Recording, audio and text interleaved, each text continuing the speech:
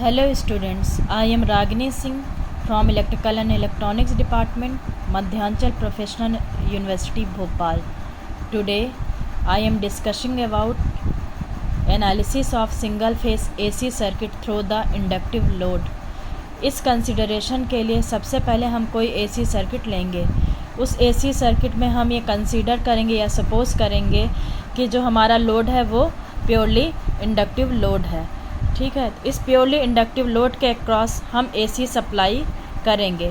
तो AC supply जो हमने इंडक्टर के अक्रॉस कनेक्ट की है वो है V = Vm sin omega t। ये हम सपोज़ करके चलेंगे। और उसके अक्रॉस जो इंडक्टेंस कनेक्ट है वो है आपका L हेनरी।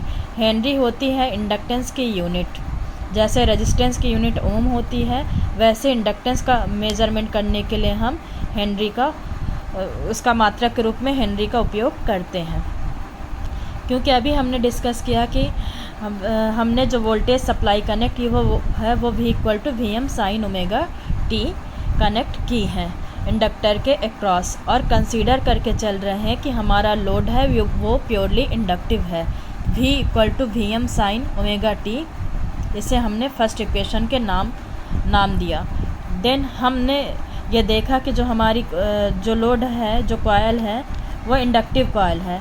उस कंडीशन में जो EMF जनरेट होगा इंडक्टिव कॉइल में, तो उसके फैराडे लॉ के अकॉर्डिंग एक इक्वेशन आती E = -n dφ/dt, जहाँ n आपका नंबर ऑफ टर्न्स है, dφ/dt क्या है, rate of change of flux है, और E = EMF जनरेटेड। क्योंकि हमने यहाँ पे supply V = Vm sin omega t दी है, तो यहाँ पे हम जो E को कंसीडर करेंगे उसे -V से रिप्रेजेंट करेंगे। N को हम, क्योंकि कॉइल को आपने L से रिप्रेजेंट किया है, तो N को नंबर ऑफ टर्न्स को हम L से रिप्रेजेंट करेंगे, और dφ/dt को di/dt से रिप्रेजेंट करेंगे। क्योंकि सर्किट में जो करंट फ्लो होगा उसे I से रिप्रेजेंट कर रहे हैं, इसलिए rate of change of flux को di/dt से रिप्रेजेंट करेंगे। तो इस इक्वेशन में, इक्वेशन 2 का नाम देते, इस इक्वेशन में हम जो कंसिडरेशन लिए हैं वो वैल्यू पुट कर देंगे। तो हमने E की जगह पे लिया है -V, E की जगह हमने -V लिखा, N की जगह हमने L, माइनस तो पहले से था -L, और dφ/dt की जगह हमने di/dt को पुट किया। तो माइनस माइनस कैंसिल हो जाएगा, आपका इक्वेशन आएगा V = L di/dt। ये इक्वेशन हमारे पास आ गया। अब हम इक्वेशन 1 में हमने देखा कि इक्वेशन 1 में हमारी वैल्यू क्या थी, V = Vm sin omega t। तो यहाँ पे हम V की जगह Vm sin omega t put करेंगे। तो हमारी जो वैल्यू आएगी वो आएगी, V की जगह हमने क्या लिखा, Vm sin omega t = L di/dt as it is लिख दिया। देन हमारा नेक्स्ट स्टेप पे इक्वेशन आता है Vm sin ओमेगा t। अब हमने इसे क्या किया, एडजस्ट किया, सारी क्वांटिटी हम इस साइड लेके आए, यहाँ पे केवल di को ओनली रख दिया।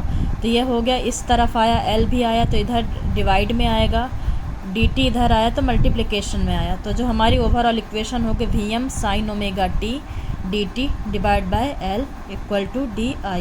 di है, इसलिए हम क्या करेंगे, दोनों साइड इंटीग्रेशन कर देंगे। तो दोनों साइड हमने इंटीग्रेशन लगाया, तो Vm sin omega t dt / L = integration of di का इंटीग्रेशन आपका आता है I। Vm/L क्या है, कांस्टेंट है, तो Vm/L बाहर ले लिया, फिर इंटीग्रेशन करने sin ओमेगा t dt।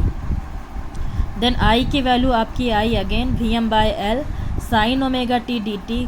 जब हम इसका इंटीग्रेशन करेंगे तो इसका इंटीग्रेशन आएगा आपका cos ओमेगा t/ओमेगा।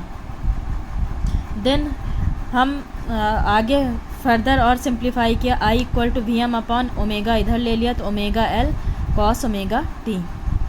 देन अगेन आपकी वैल्यू आएगी I = Vm/ओमेगा L cos ओमेगा t को हम साइन के फॉर्म में लिखेंगे, क्योंकि जो हमारी पहली इक्वेशन है V = Vm sin omega t वो साइन के फॉर्म में है, इसलिए हम इसे साइन के ही फॉर्म में लिखेंगे। तो जो हमारी इक्वेशन आएगी sin omega t - π/2, cos omega t को हम इस साइन के फॉर्म में इस तरह से लिख सकते हैं।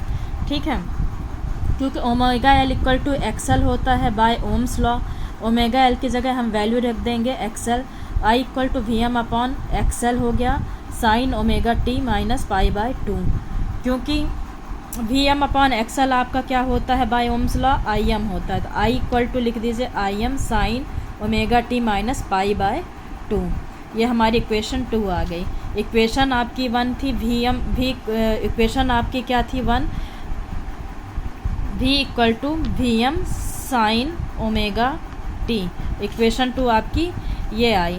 आप देख रहे हैं इन दोनों इक्वेशन में जब आप कंपेयर करेंगे तो आप ये देख रहे हैं, मैंने आपको बताया था प्रीवियस वीडियो में कि माइनस साइन किसको रिप्रेजेंट करता है, लैगिंग कंडीशन को। पाई बाय 2 मतलब 90 डिग्री से। तो कह सकते हैं कि इस दोनों इक्वेशन में कह सकते हैं कि जो वोल्टेज है, जो करंट है वो 90 डिग्री से लैग कर रहा है, किससे, वोल्टेज से। तो अगर जो हम इसका फेज़र ड्रॉ करते हैं तो देख लीजिए फेज़र, अगर जो मान लीजिए इससे हमने रेफरेंस लिया तो करंट क्या, रेफरेंस वी को रेफरेंस लिया तो करंट यहाँ पे जो दिख रहा है तो करंट क्या हो रही है, 90 डिग्री से लैग कर रही है।